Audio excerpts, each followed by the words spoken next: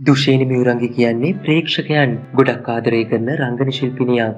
ඒත් පසුගියදා ලැබුණු තොරතුරු වලට අනුව නම් ඇය ගැන ලැබුණේ එතරම් සතුටුදායී පුවත් නම් නෙමෙයි.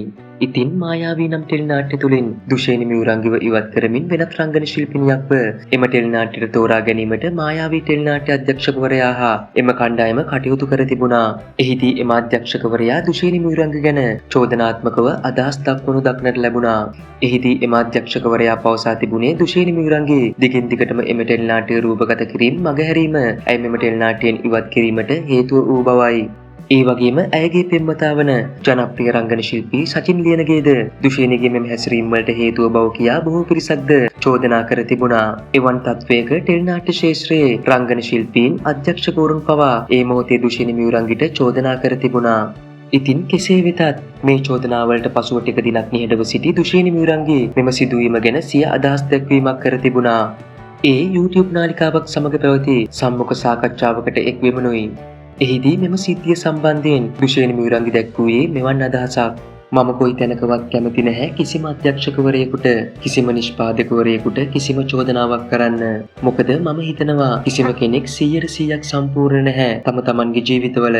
මගෙත් 100% සම්පූර්ණයි කියලා මං විශ්වාස කරන්නෙත් නැහැ සහ මං එහෙම කියන්නෙත් නැහැ. වෙන කෙනෙක්ගේ වැරදි උලුප්පල කතා කරන්නත් මං ඇත්තටම කැමති නැහැ. හැබැයි මට ඕනුණා ප්‍රේක්ෂකයන්ට කියන්න මම මේ ටෙලිනාට්‍යයෙන් මගේ කැමැත්තෙන් ඉවත් උනේ නැහැ කියන එක කියන්න. මොකද ටෙලිනාට්‍ය ප්‍රේක්ෂක රසිකයෝ මුලින් ඉඳලා බලනකොට මට ලොකු ප්‍රේක්ෂක ආදරයක් ලැබෙනවා කියලා මට තේරුනේ මේ ප්‍රශ්නය වෙලාවේදී. හැම අඳුරු වලාවකම රිදී එළියක් තියෙනවා වගේ මට ඒ අඳුරු වලාවේ දැක්ක එකම රිදී එළිය මගේ ප්‍රේක්ෂකයන්ගේ රසිකයන්ගේ ආදරයයි. මං මේ ප්‍රශ්නය නිසා ගොඩක් මානසිකව වැටුණා. මගේ අම්මා තාත්තා මට කිව්වේ ආයේ ඕව ගැන හිතන්න නැතුව නැගිටින්න කියලා. ඒ වගේම මම වැටෙන හැම තත්පරේම සචින් කිව්වේ ඔයාගේ රසිකයෝ ඔයා වෙනුවෙන් කතා කරන ඒවා බලන්න කියලයි. මම හිමීට නැගිටගෙන යනවා. මේ වෙච්ච සිද්ධියත් එක්ක ගත්තම මං හිතනවා රසිකයන්ට අසාධාරණයක් එතනදී සිද්ධ වුණේ. හැබැයි බය වෙන්න එපා මට ආදරය කරන රසිකයන්ට අලුත් නිර්මාණයකින් මං ඉක්මනින් එනවා යනුවෙන් ඇය ඒදී අදහස් දැක්වීමක් කර තිබුණා.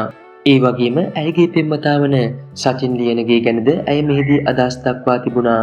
සචින් ලියනගේට ටොක්සික් පෙම්වතෙකු යයි බොහෝ දෙනා චෝදනා කර තිබුණත් ඇය මෙහිදී එම චෝදනාවලට පිළිතුරු ලබා දුන්නේ මෙලෙසින්. ටොක්සික් කියන්නේ බර වචනයක්. ඒක නිකන් පාවිච්චි කරන්න පුළුවන් වචනයක් නෙමෙයි. ඒක මිනිස්සෙක්ට කරන දරුණුම චෝදනාවක්. මගේ කෙනෙක්ට මෙහෙම කියන්නේ මට මඩ ගැසීමේ ඌමනාවෙන්. සචින් මම වෙනුවෙන් නැගී ඉන්නවා වගේම මමත් එයා වෙනුවෙන් නැගී ඉන්න ඕන. විශේෂයිත කෙනෙක් එක්ක ජීවත් වෙන්න බෑ.